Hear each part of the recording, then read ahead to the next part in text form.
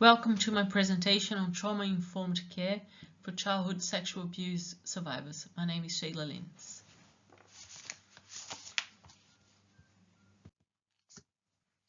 A trauma-informed approach with women survivors of childhood sexual assault requires an understanding of what trauma is, how it affects individuals, and its prevalence. The irrefutable linkage and prevalence of childhood exposure to trauma and long-term adverse mental health outcomes, providing a compelling evidence base for inpatient staff to become trauma-informed. This understanding provides a path driven by organizational cultural change that involves a top-down commitment to trauma-informed care, leading to an increased therapeutic collaboration between staff and consumers. However, change is only sustainable when organizations support staff to prevent secondary stress or burnout.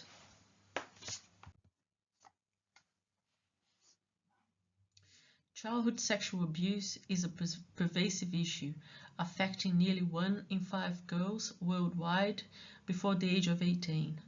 The high prevalence of CSA amongst women, as indicated by the literature review, underlines the endangered nature of this crime. Delvey report that women are twice as likely as males to develop post-traumatic stress disorder. Survivors of CSA are at a heightened risk of developing several medical and psychiatric conditions. Sue and Stu list the common symptomatology of women in this group: emotional dysregulation, interpersonal instability, avoidance, disorder of memory, shame, and dissociation. As reported by the Mental Health Coordinating Council, women in this group represent a high burden to the health system, given their complex needs. This group faces significant barriers to accessing care. In acute psychiatric units, the biomedical model is a prevalent and oppressive to psychological and behavioral needs, prioritizing the treatment and management of conditions such as anxiety and depression. Acute psychiatric units offer free treatment, but this environment also offers a high rate of re-traumatization. Maskett lists features of suboptimal care in acute unit, as reported by consumers: staff appearing disinterested or disrespectful, preoccupied with non-interactive tasks, and not empowering clients to be masters of their own destinies. In other words, not trauma-informed or recovery-oriented care is provided. How do we support CSA survivors towards recovery? Organizational cultural change. The Sanctuary model is a blueprint for clinical and organizational change which, at its core, promotes safety and recovery from adversity through the active creation of trauma-informed community. Staff working with traumatized individuals face enormous stress. This model requires extensive leadership involvement in the change process. All staff and survivors are also integral stakeholders of this process. At the core of the model, they propose 7 domains for developing an organizational culture that allows for a treatment environment and counteracts the impact of chronic stress. The 7 domains are: culture of non-violence building and modeling safety, culture of emotional intelligence, culture of social learning, teaching and modeling cognitive skills in a coercive environment, culture of shared governance, creating and modeling civic skills of self-control, self-discipline, administration of health authority, open communication, overcoming barriers to healthy communication, reducing acting out, and enhancing self-protective and self-corrective skills. Culture of growth and changing, working through loss and restoring hope. These domains propose a different way for staff, particularly mental health nurses in psychiatric units. It moves away from coercive practice and towards equality and safety. Kramer reported that service users experience clear interpersonal boundaries with staff, facilitated by healthy attachments. Staff reported that the sanctuary model promoted a healthy organizational culture committed to social responsibility, social learning, and mutual respect between staff and consumers.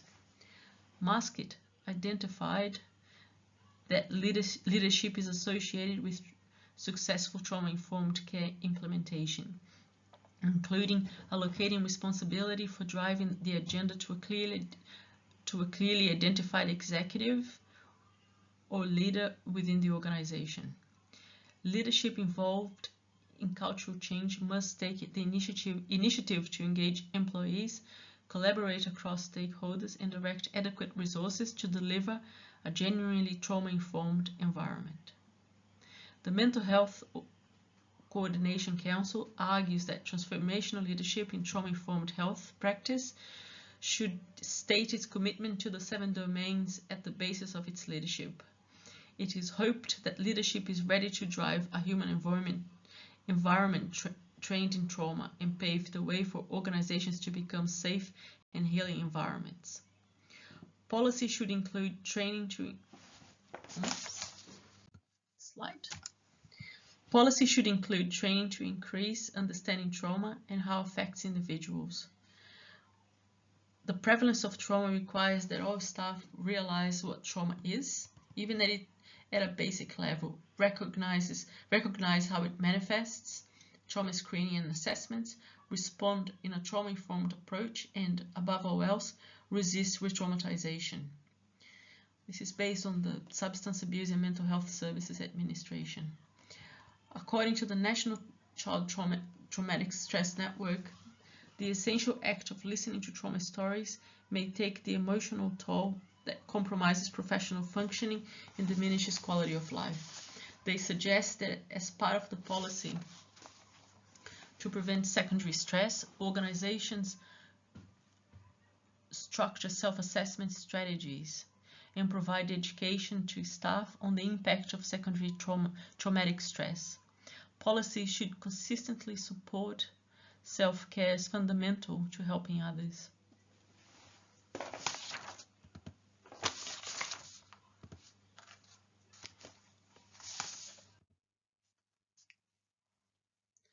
Changes in professional practice should include what Kohn asserts that recognizing the harmful effects of stress has produced initiatives to prevent or at least mediate its effect.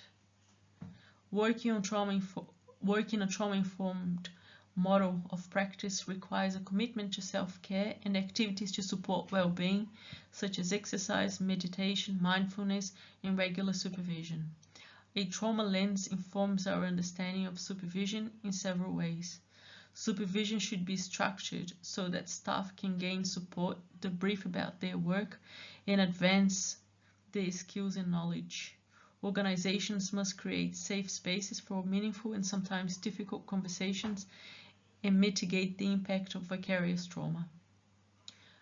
Another aid to professional practice might be managing caseloads, taking turns working with the most complex consumers, and scheduling holidays and short breaks to maintain a stable and positive mental state. The recommended practices include: the recovery model emphasizes self-determination, responsibility, hope, and dignity. Following the implementation of the sanctuary model, Saunders reported that staff focused more on consumer recovery by teaching them adaptive coping method. It also increased empathy and compassion towards trauma survivors.